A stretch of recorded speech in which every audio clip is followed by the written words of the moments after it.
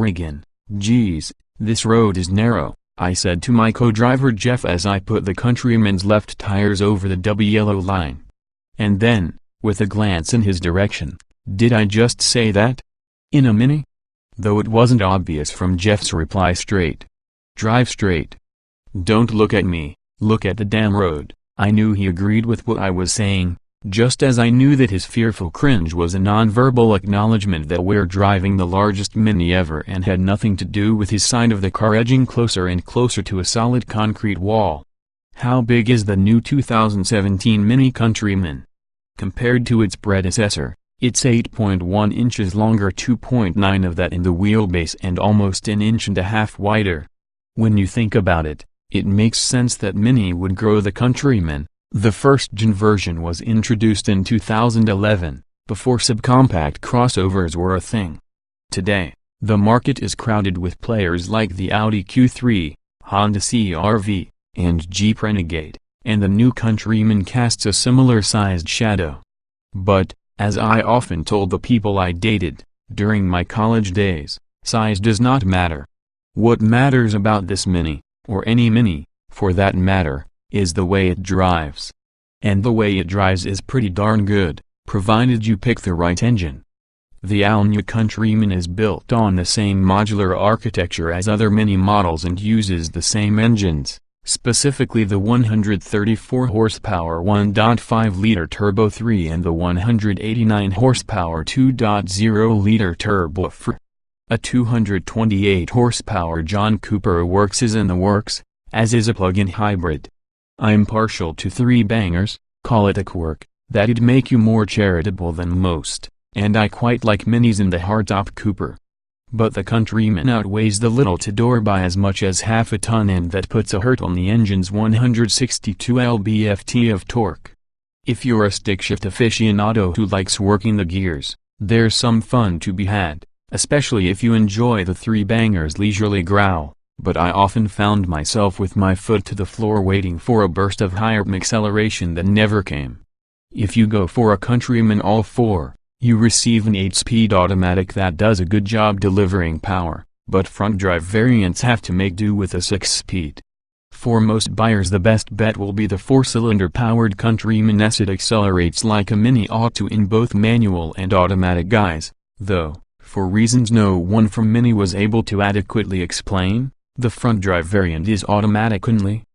EPA fuel economy estimates are similar for the two engines, and I saw MPG in the high 20s from both. Chassis behavior is what we want and expect from a Mini.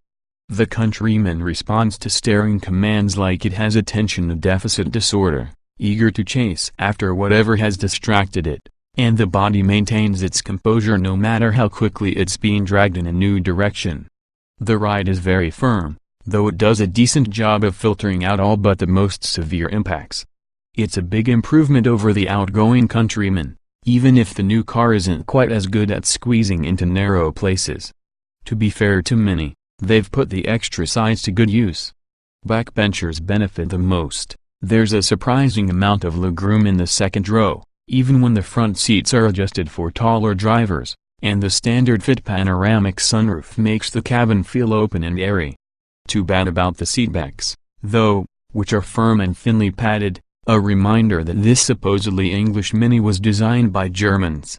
Up front, the Countryman is a replay of Mini's greatest hits, with a colorful center-mounted infotainment system now with a new interface and touchscreen functionality to supplement the dial controller, but still no Apple CarPlay or Android Auto, a gauge pod that moves with the adjustable steering column, and those funky toggle-style switches.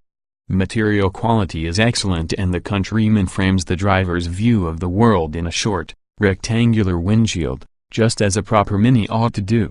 Trunk space is a little shy at 17.6 cubic feet, but the boot is usefully shaped and free of obstructions.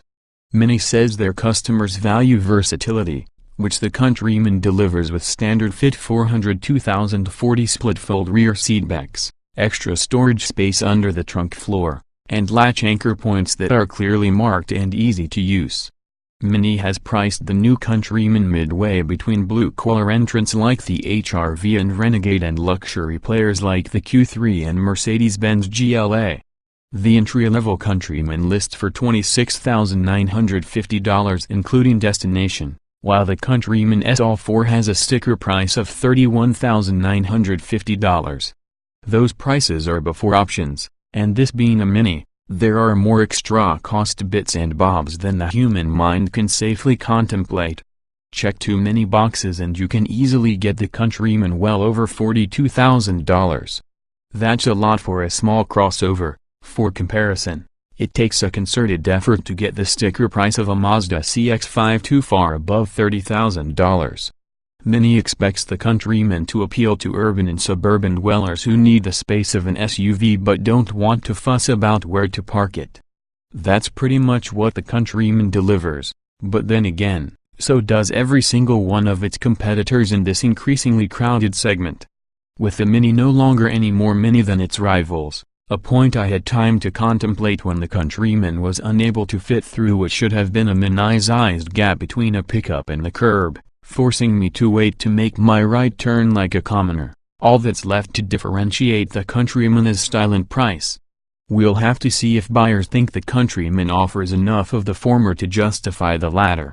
2017 Mini Cooper Countryman specifications on sale now, price $26,950, engine 1.5 liters turbocharged DOC 12 valve I-3134 HP at 4,400 revolutions per minute, 162 lb-ft at 1,250 revolutions per minute, 2.0 liters turbocharged DOC 16 valve I-4189 HP at 5,000 revolutions per minute, 207 lb-ft at 1,250 revolutions per minute, transmission 6-speed manual, 6-speed automatic, 8-speed automatic layout, 4-door, 5-passenger, front engine, Ford SUV, EPA mileage 21,243,133 miles per gallon, city wheel XWXH 169.8 by 71.7 by 61.3 in wheelbase, 105.1 in weight, 3,3003,